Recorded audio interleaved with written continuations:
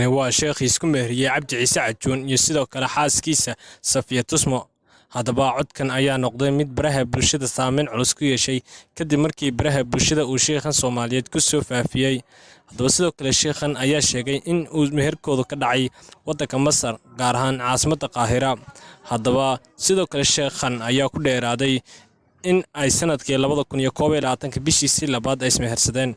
Haddaba sidoo kale sheekhani wuxuu baraha bulshada ku soo fasaxay kadib markii uu ka yaabay arrimaha baraha bulshada haysta si ay caddeyn ugu noqotay in labadan qof ay isqabeen.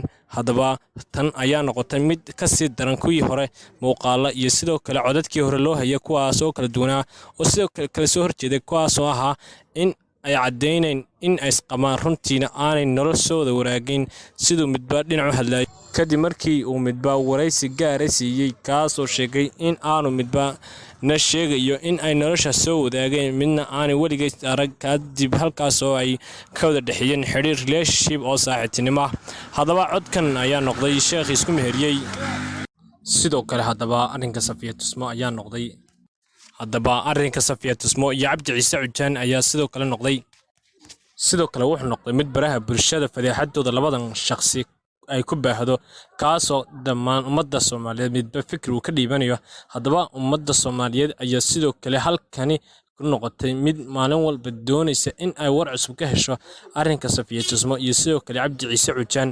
Haddaba arrinkan ayaa noqonaya mid ka sii daran kuwii hore maadaama xaggii hore la isweydaarsanaya muuqaalo iyo sidoo kale codad sir oo baraha bulshada la isla wadaagay sida WhatsApp. Haddaba sidoo kale Safiya Tusmo ayaa ninkani wuxuu ka baahiyay muuqaalo runtii indhaha aad kaga argagaxaysid sida aan muuqaal hore uga soo duubnay. Haddaba sidoo kale muuqaalada iyo sidoo kale sawirrada haba sii darnaadaan muuqaaladii ayaa waxay haayeen qaar ay wada baashaarayeen sidoo kalena ay halkaas ka muuqato arrimo aad u xunxun. Haddaba sidoo kale ninkan ayaa sidoo kale lagu tiriyaa in uu hadda joogo Soomaali deegaanka Itoobiya iyo caasimadda Jigjiga. Haddaba ninkan ayaa laga yaabay in uu soo qabtaan sidoo kale tani waxay